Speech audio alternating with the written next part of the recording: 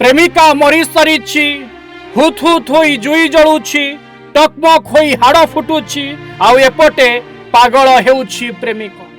ଦର୍ଶକ ବନ୍ଧୁ, ପ୍ରେମିକାକୁ ହରେଇ ପ୍ରେମିକ ପାଗଳ ସାଜିନି। ଦର୍ଶକ ବନ୍ଧୁ, ଏଠି ପ୍ରେମିକ ପାଗଳ ଏଥିପାଇଁ ସାଜିଛି ଯେ ସେ ଆଉ କାହାକୁ ଭଲ ପାଉଛି, ଆଉ ତା ଭଲ ପାଇବା ପାଇଁ ପ୍ରେମିକ ପାଗଳ ସାଜିଛି, ଯେଉଁଥିପାଇଁ ଏ ପ୍ରେମିକାଟି ଆଜି ଜୁଇ ଉପରେ ଜଳୁଛି। ଦର୍ଶକ ବନ୍ଧୁ, ଏ ଅଡିଓକୁ ଟିକେ ଶୁଣିଲେ, ଯେଉଁଥିରେ ପ୍ରେମିକାର ମା କୁ ପୁଅ କହୁଛି, ବଡ ବାବୁ କହୁଛି, ତମ ଝିଅ ମୋ ମନକୁ ଯାଉନି। ସେ ମାନେ ମୁଁ ଯଦି ମୋ ଆଡେ ଭାବୁଛି କି ମାନେ ମତେ ଲାଗୁଛି କି ମୁଁ ମାନେ ଏତେ ଖୁସିରେ ରହିପାରିବିନି, ତ ସେଥିପାଇଁ ମୁଁ ସେଇ କଥା କହୁଥିଲି କି ଯଦି ଏବେ ଖୁସିରେ ରହିପାରିବିନି ତ ପୁଣି ଜବରଦସ୍ତ ଆଉ କେମିତି ରହିବି ଆଗକୁ କେତେ ଦିନ ସେଇ ବାପା ଜିନିଷ। ଚନ୍ଦ୍ରିକାକୁ ତମେ କଣ ଭଲ ପାଉନି କି ବାପା? ନା ଆଣ୍ଟି, କାହିଁକି? ସେ ଭଲ ପାଇବାଟା ଆସୁନି ଆଉ ତା ପାଇଁ ସେଇଟା ହଉଛି ପ୍ରୋବ୍ଲେମ। ମାନେ ଆସିଥିଲେ ତ ଏମିତି କିଛି ଅସୁବିଧା ହେଇନଥାନ୍ତା। ବାକି ସେଟା ହିଁ ମୁଁ ତାକୁ କହୁଥିଲି, ଆଉ ଭଲ ପାଇବା ଯଦି ରହିବନି ପୁଣି ଆଗକୁ ଆଉ କେମିତି ରହିବା, ସେଇଟା ହିଁ ମୁଁ କହୁଥିଲି। ଆଉ ସେ ଶୁଣିଲେ ତ ଦର୍ଶକ ବନ୍ଧୁ, ପ୍ରେମିକ କହୁଛି ପ୍ରେମିକାର ମା କୁ, ତମ ଝିଅ ମୋ ମନକୁ ଯାଉନି। ଦର୍ଶକ ବନ୍ଧୁ, ଏଠି ପ୍ରେମିକଟିଏ କହୁଛି ତାର ପ୍ରେମିକାର ମା କୁ, ତମ ଝିଅ ପ୍ରତି ମୋର ଆଉ ଫିଲିଂସ୍ ଆସୁନି। ଦର୍ଶକ ବନ୍ଧୁ, ଏଠି ପ୍ରେମିକଟିଏ କହୁଛି ପ୍ରେମିକାର ମା କୁ, 24 ଘଣ୍ଟା କଥା ହୁଏ ସତ, କିନ୍ତୁ ମୋର ଏବେ ଆଉ ଇଚ୍ଛା ହଉନି। ଦର୍ଶକ ବନ୍ଧୁ, ଇଏ ପାଗଳାମୀର ପରିଚୟ ନୁହଁ ତ ଆଉ କଣ? ଦର୍ଶକ ବନ୍ଧୁ, ଇଏ ବାଚାଳାମୀର ପରିଚୟ ନୁହଁ ତ ଆଉ କଣ?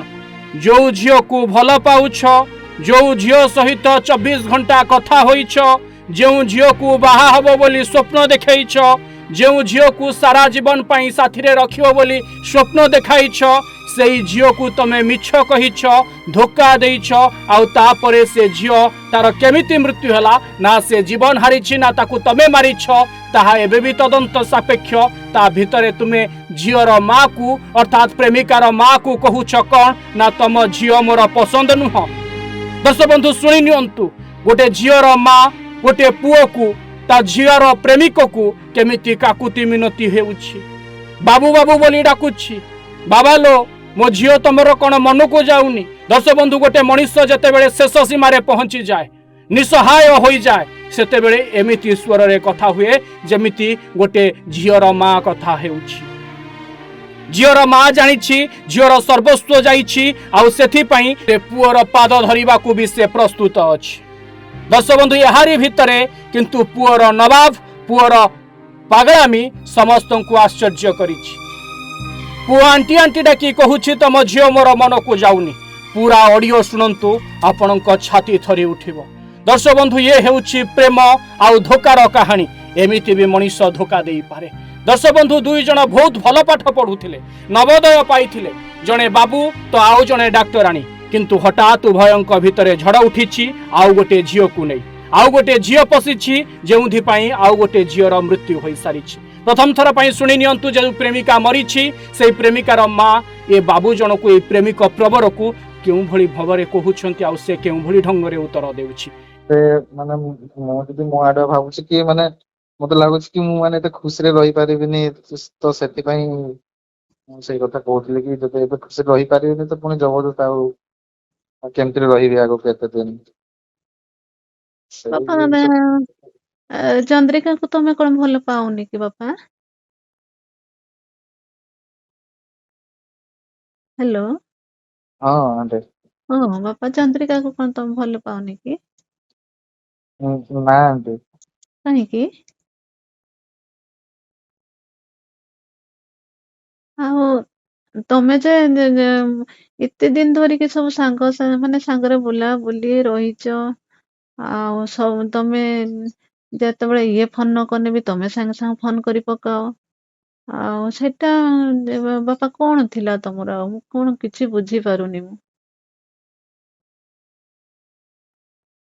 ନା ଏବେ ଯେମିତି ଏଇ ଚନ୍ଦ୍ରିକା ମାନେ ଚିଡଚିଡା ହଉଛି ବୋଲିକି ତମର ସେଇ ମାନେ ଗୋଟେ ରାଗପଣ କି କିଛି ଗୋଟେ ତମ ମନ ଭିତରେ ଗୋଟେ ଆସିଛି କି? କିଛି କହିଛି କି ଝିଅ ତମକୁ? ଆଣ୍ଟି ସେମିତି କିଛି କହିନି ଯେ, ହେଲେ ହଁ। ମାନେ ସେ ଭଲ ପାଇବାଟା ଆସୁନି ଆଉ ତା ପାଇଁ କି ସେଇଟା ହଉଛି ପ୍ରୋବ୍ଲେମ। ମାନେ ଆସିଥିଲେ ତ ଏମିତି କିଛି ଅସୁବିଧା ହେଇନଥାନ୍ତା। ବାକି ସେଟା ହିଁ ମୁଁ ତାକୁ କହୁଥିଲି, ଆଉ ଭଲ ପାଇବା ଯଦି ରହିବନି ପୁଣି ଆଗକୁ ଆଉ କେମିତି ରହିବା, ସେଇଟା ହିଁ ମୁଁ କହୁଥିଲି। ଆଉ ସେ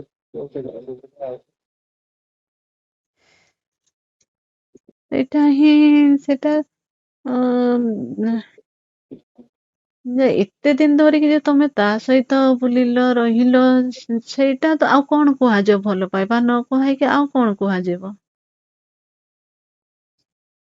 ଯଦି ତମର ଧର ଭଲ ପାଇବା ଯଦି ନଥିଲା, ତ ଧର ସେଇଟା ତ ତମର ଏତେ ମିଶିବା ବି ତ ହେଇ ବି ନଥାନ୍ତା।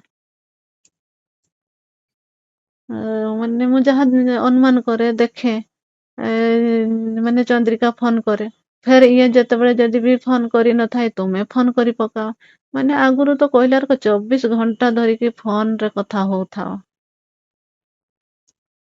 ମୁଁ ବି ଥରେ ଥରେ ମୁଁ ଭାବେ, ମୁଁ କହିଲି ଏମାନେ କଣ ଏତେ କଥା ହଉଛନ୍ତି।